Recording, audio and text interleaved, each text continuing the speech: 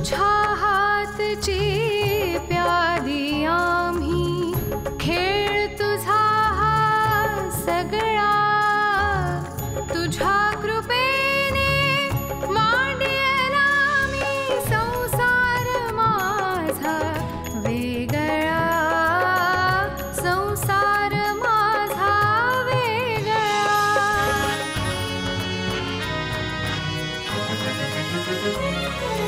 तोडून पाश मायेचे घेऊन श्वास मोकळा सानुल्या घरट्यातला संसार माझा वेगळा संसार माझा वेगळा। तुर्तास तुम्ही 1 महिन्यासाठी वर्ल्ड टूरला जाण्याची तयारी करा।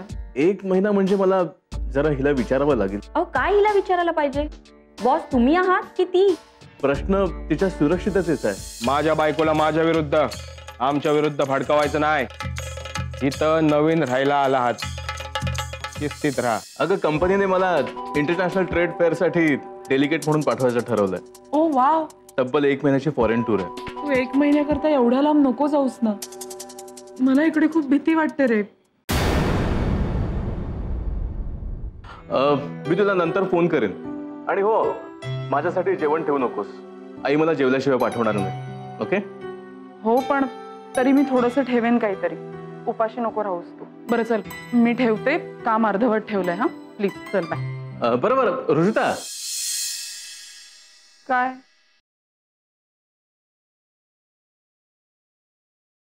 I love you. I love you too. झालं समाधान? चल आता मी ठेवते, तू ऑफिसची कामं कर आणि मलाही जरा कामं करू देत। आणि हो ऐक ना, आईंना सांगा मी आठवण काढली म्हणून। हा ओके ओके चल चल चल ठेवते मी आता। बाय।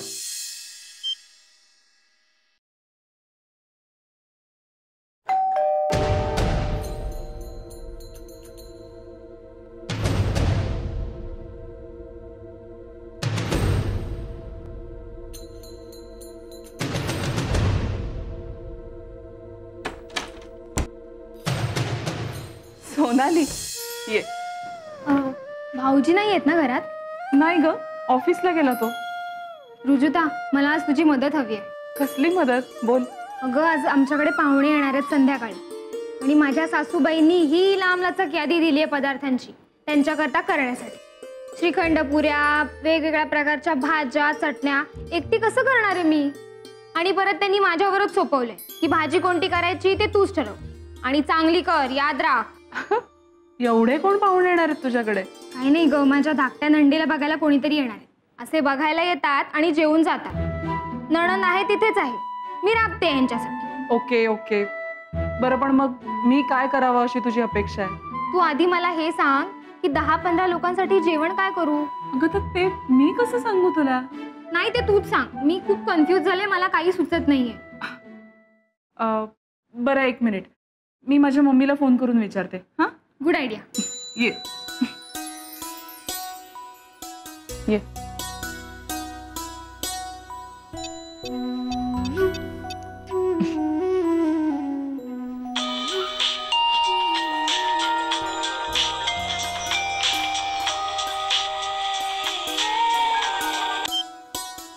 हा रुजुता बोल। हा मम्मी, मला तुझा एक बारीकसा सल्ला हवाय अगं। कशाबद्दल? अगं माझ्या शेजारची माझी मैत्रीण आहे ना, तिच्या घरी खूप पाहुणे येणार आहेत, तर तिला प्रश्न पडलाय की त्यांच्यासाठी काय करावं म्हणजे ते सगळेजण खुश होतील। तिला डान्स करता येतो का? मम्मा काहीतरी काय बोलतेस ग? मी स्वयंपाकाबद्दल विचारते आणि तू काय डान्स येतोय का वगैरे विचारतेस? अच्छा अच्छा, म्हणजे जेवण करायचंय? हो। अगं पण मी कसं सांगणार?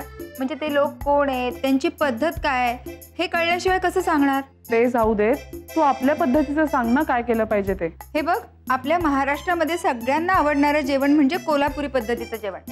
ते जर नॉनव्हेज खात असतील ना तर तांबडा रस्सा, पांढरा रस्सा आणि सुकं मटण करायला सांग, छान कोल्हापुरी पद्धतीचं। आणि जर व्हेजिटेरियन असतील तर व्हेज पुलाव, किंवा व्हेज बिर्याणी, नाहीतर मिक्स व्हेजिटेबल करायला सांग छानपैकी कोल्हापुरी मसाला वापरून. हां. आणि झालंच तर काय लसणीचा ठेचा, बाजरीची भाकरी, आणि बाजरीची भाकरी नाही मिळाली तर ज्वारीची भाकरी करायला सांग. आणि स्वीट डिश काय सांगू? अगं ए ऐकलंस का? रुजुता मी तुला नंतर फोन करते. हा चल. हॅलो मम्मा. काय आज स्वतः जातीनं साफसफाई करतेस? नोकर माणसं काय सणासुदीला गेली का सुट्टीवर? हे बघा, प्रत्येक गोष्टीत मी नोकर माणसांवर अवलंबून नसते. हे इतके वर्ष तुम्हाला कळायला पाहिजे होतं. मी जरा तुझा मोबाईल वापरतो. माझा मोबाईल चालत नाही आणि मला बराच वेळ फोनवर बोलायचं आहे. तू आता कोणाशी तरी फोनवर बोलतच होतीस ना? मी कुणाशी? छे. हा मी ती वाण्याला ऑर्डर देत होते. लसणीच्या ठेच्याची? तुम्हाला काय कळतं तो संसारातल्या गोष्टी? उगीच माझ्या गोष्टीमध्ये नाक नका खुपसत जाऊ. अरे हिच्या गोष्टीमध्ये कोण नाक खूप असतंय? काय हा लसणीचा ठेचा? काहीतरी लफड आहे.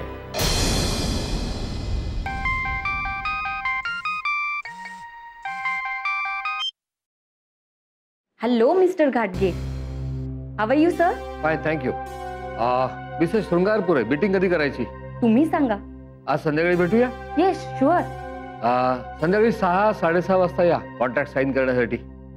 मी कॉन्ट्रॅक्ट तयार करून ठेवतो. Okay sir. By the way sir, yes. मी माझ्या असिस्टंट सोबत आली तर चालेल ना? चालेल. तुम्ही त्याचं नाव काय सांगितलं होतं? घाणेकर म्हणून आहेत, आमच्या कंपनीचे एक्झिक्युटिव्ह डायरेक्टर. दुसऱ्या कोणाला तरी घेऊन या. का सर? मी सांगतो म्हणून. बरं, पण क्लायंटशी डील करताना मी नेहमी घाणेकरांनाच बरोबर नेते. हो आय सी. आपल्याला या विषयावर नंतर बोलायला हवं. Okay sir, thank you. Have a nice day.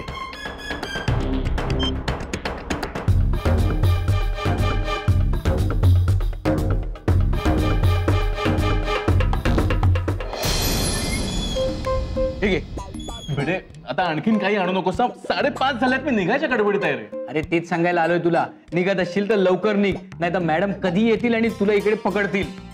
का? अरे मी ऐकलं त्यात तुला घेऊन कुठेतरी डिनरला जाणार आहेत बाहेर. माय गॉड, मी पळतो. हॅलो सिद्धेशजी.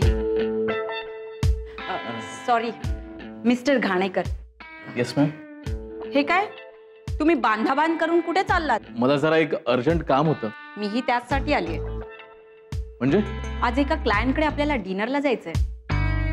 किती वाजता? हे काय लगेच 5:30-6 वाजता? इतक्या लवकर डिनर? हो. अहो, आधी डिस्कशन होईल, मग कॉन्ट्रॅक्टवर चर्चा होईल आणि मग कॉन्ट्रॅक्ट वाचलं जाईल. मग तुम्ही ते वाचा आणि मग डिनर. आपण एक काम करूया का मॅडम? काय? आज तुम्ही एकट्या जाऊ शकतात का क्लायंटला भेटायला? का तुम्ही का येत नाही आहात? नाही, आज मला जरा पनवेलला जाऊन आई अण्णांना भेटायचं होतं माझ्या. तरच मला फॉरेन टूरवर जाणं शक्य होईल. मला कळलं नाही. नाही तसं काय आहे, माझ्या बायकोनी मला सांगितलं की महिनाभर मी एकटी राहू शकत नाही, तू टूर कॅन्सल कर.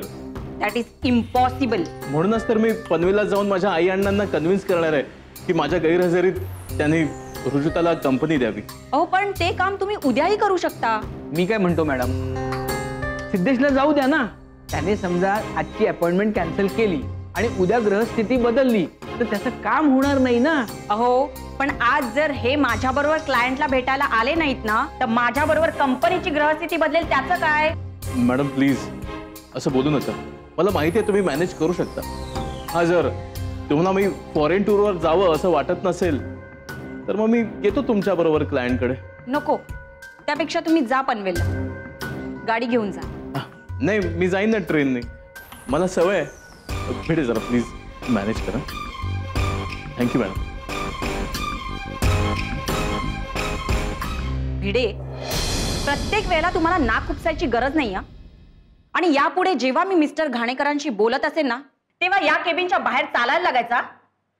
स्टुपिड. नाहीतर काय, एवढी संधी मिळत होती तुमच्या बरोबर जाण्याची, पुढे पनवेलला जात बसलाय.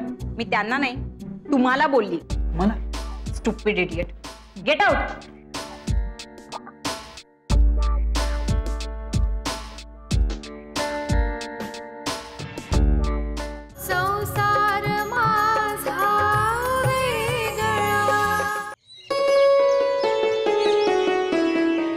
काय कसा काय झाला चहा? मस्त. किती दिवसांनी आईच्या हातचा चहा पितोय. ए बाबा, आईच्या हातचा चहा नाही हा, तुझ्या बाबाच्या हातचा चहा आहे. झालं, लगेच चव बदलली, लगेच ठसका लागला तुला. काय आई कुठे? यात आहे स्वयंपाकघरात. आत काय करते ती? तर काय करते, का तिकडे आहे, या प्रश्नाचं उत्तर माझ्याकडे नाहीये बाबा. एक मिनिट. आई, ए आई, अगं आत काय करतेस? बाहेर आहे ना. काय अगं मला तुझ्याशी थोडं बोलायचं आहे. आता बोलण्यासारखं काही शिल्लक राहिलंय का? आई,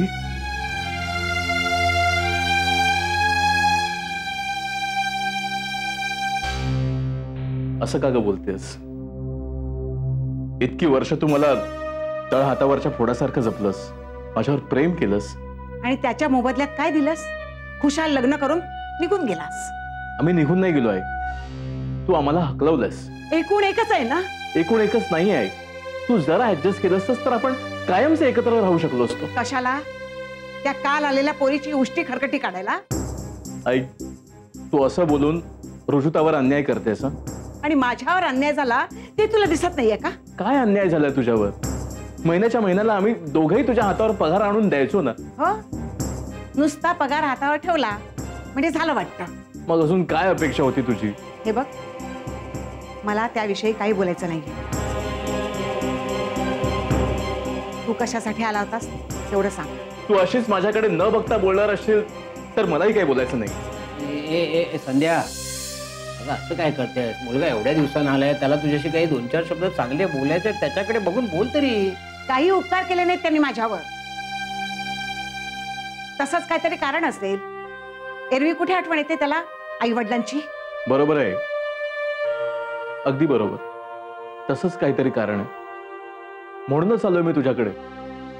आई, तुझ्या मदतीची खूप गरज आहे का आम्हाला? आमच्या मदतीची गरज आहे? बोल बोल, मी मदत करतो. मी सांगतो तुला, रवी अनुकूल आहे, तुझा बाप सुद्धा तुला अनुकूल आहे, पण तुला काय काय मदत हवी सांग. अण्णा प्लीज एक मिनिट. आई, आई तुला कदाचित हे ऐकून आनंद होईल. मला ना प्रमोशन मिळणार आहे, मोठी पोस्ट मिळणार आहे, राहायला मोठं घर, सोफा ड्रिव्हन कार, नोकर चाकर. बघ बघ, मी तुला म्हटलं होतं की नाही याची व्यवसायात प्रगती होणार म्हणून. तुम्ही जरा गप्प बसता का? पण हे सगळं मिळवण्याकरता मला 1 महिन्यासाठी फॉरेन टूर वर जावं लागणार आहे. मग काय करू मी? मला बरोबर घेऊन जातोयस? नक्की घेऊन जाईल, पण या खेपेला नाही. मला प्रमोशन मिळालं ना की मी सगळ्यांची एक मस्त टूर काढणार आहे, ती पण युरोपची. पण मग माझ्याकडून काय हवंय तुला? आई, मी फॉरेन टूर वर गेल्यावर रुजुता इथे एकटीच राहील. माझी तुला अशी एक विनंती होती की 1 महिनाभर एकतर तू तरी आमच्याकडे येऊन राहावंस किंवा रुजुताला तरी इथे येऊन राहायची परवानगी द्यावीस. हो बरोबर आहे. काहीच शक्य होणार नाहीये. पण का? मी 1 महिनाभर त्या मुलीला नाही सहन करू शकणार. अगं आई, रुजुता चांगली मुलगी आहे. हे तू कशाला ठरवतोयस? सून कशी आहे हे सासूने ठरवायचं असतं, मुलांना नाही. अगं आई, पण फक्त 1 महिन्याचा प्रश्न आहे. काही नको. ज्या पोरीनं माझं घर तोडलं त्या मुलीला मी वाऱ्यालाही उभं राहू देणार नाही माझ्या. आई, तू परत परत तेच तेच का बोलतेस? रुजुताने घर तोडलंय का? मग तू तोडलंस घर? हो, तूच घर तोडलंस असा माझा आरोप आहे तुझ्यावर. आई वडिलांच्या केवढ्या इच्छा आकांक्षा असतात. मुलं भरपूर शिकतील, भरपूर पैसा कमवतील, आई वडिलांच्या इच्छा आकांक्षा पूर्ण करतील, भरपूर प्रेम देतील, त्यांना वेळ देतील. पण तुम्ही मुलं कृतज्ञ असतात, कृतज्ञ. आई, काय बोलतेस तू हे? बरोबर तेच बोलते मी. आम्ही 25-30 वर्ष तुम्हाला वाढवतो आणि 25-30 तासाच्या ओळखीच्या जोरावर तुम्ही एखाद्या मुलीच्या सोबत निघून जाता. याला कृतज्ञता नाही म्हणायचं तर काय म्हणायचं? आई, तुला खरोखरच माझ्याबद्दल प्रेम वाटत असेल ना तर चल, या क्षणी चल. आजपासून तुम्ही दोघंही माझ्या बरोबर आहात. हो बरोबर आहे. म्हणजे तू 1 महिन्यानंतर फॉरेन टूरला जायला मोकळा, तुझ्या बायकोच्या तोंडी आम्हाला देऊन. आई, तू किती नॉन कोऑपरेटिव्ह आहेस. मलाच दोष दे, मलाच दोष दे तू. नाही, 1 मिनिट. मला वाटतं आता वाद घालण्यात काही अर्थ नाहीये. हे बघ, तुला रवी अनुकूल असला तरी हा राहू, म्हणजे ही तुला अनुकूल नाहीये. तेव्हा आता तिच्याशी किती वाद घालत बसलास, रात्रभर जरी आर्ग्युमेंट करत बसलास ना तरी त्याचा काही उपयोग होणार नाही. सिद्धेश, मला वाटतं तू आमच्यावर अवलंबून राहण्यात काही अर्थ नाही. तसं असेल ना अण्णा तर ही अतिशय दुर्दैवाची गोष्ट आहे. मी असं ऐकलं होतं, आई वडील क्षमाशील असतात, मुलांचे अपराध पोटात घालतात, पण इथे तसं काहीच नाही. ठीक आहे, निघतो मी. काळजी घ्या स्वतःची. माझी गरज भासली तर मला फोन करा. येतोय.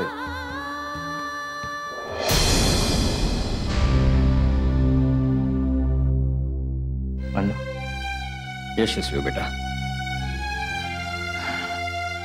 अजूनही ग्रहांची स्थिती तुला त्रासदायकच आहे. ग्रहांपेक्षा पूर्वग्रह जास्त त्रासदायक असतात अण्णा.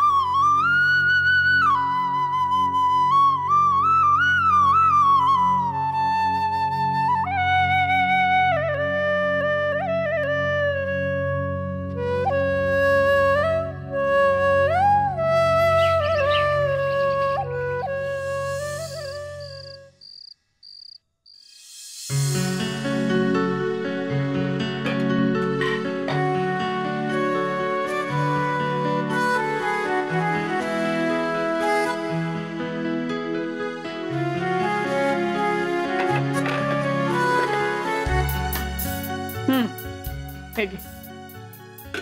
चला, झालं एकदाचं सगळं नीट. चला आता हे घे आणि घरी घेऊन जा. काय ग, रडायला काय झालं? आता केलंय ना आपण सगळं छान.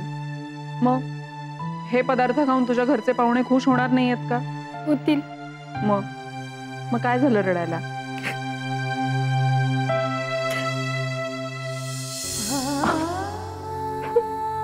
सोनाली, ए बाबा, काय झालं? काय झालं रडायला?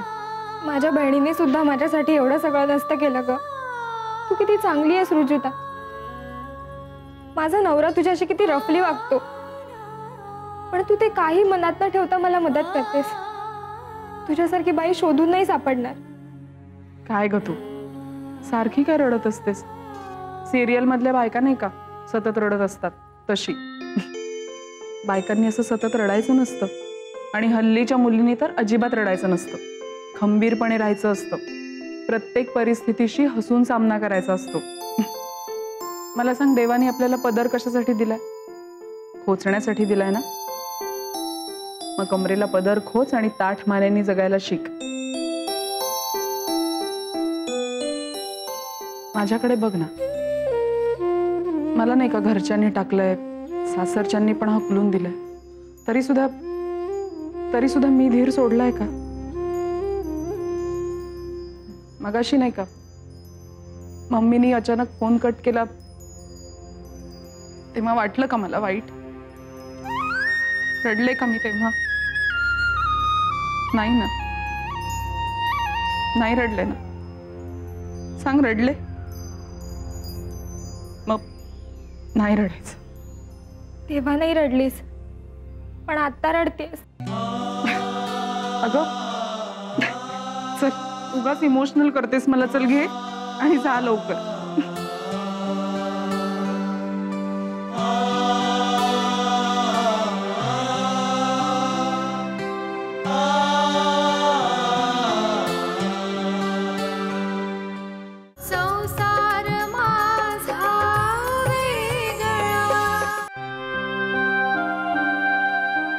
रुचिता, अरे आलास तू? काय ग, इथे का झोपलेस अशी? बेडरूम मध्ये जाऊन झोप ना. अरे तुझीच वाट बघत होते. चल, आलायस तर आता मी तुला जेवायला वाढते. नाही, मला नको जेवायला. मी जेवून आलो. तू जेवून आलायस? या बसा. अगं मी जेवून आलोय. हो माहितीये मला, काही जेवून वगैरे आलेला नाहीयेस तू. काय आहे सिद्धेश, बायकांना बरोबर कळतं नवरा उपाशी आहे की नाही ते. आणि सांगू, ज्या बाईला कळत नाही ना तिचा नवरा जेवलाय नाही जेवलाय, ती बाई बायको नाही. कळलं? त्यामुळे आता काही बोलू नकोस आणि थोडंसं तरी खाऊन घे. चल.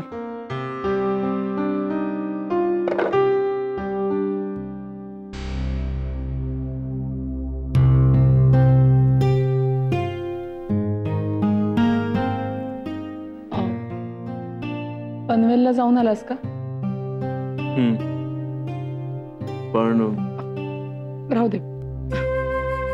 तुझ्या वरनं कळलं मला काय ते. जाऊ दे, तू जेव. हुशार आहेस. मग आहेच आहे, म्हणून तर तुझ्याशी लग्न केलं ना. And you don't worry, mummy डॅडींशी बोलते मी, महिनाभर कोणाला तरी पाठवायला सांगते. मम्मा आली तर बेस्टच आहे, नाहीतर ती कोणाला तरी नक्की पाठवेल, किंवा आपल्या अन्नपूर्णाबाई त्या नक्की येतील. तू काळजी नको करू.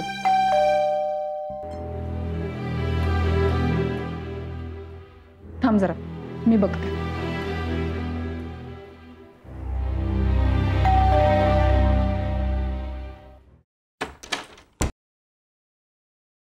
अरे Rujuta, thank you very much, very much thank you. सोनालीला तू जी काय मदत केलीस ना, त्याबद्दल मनापासून लाख लाख शुक्रिया. कोण आहे गुरुजुता?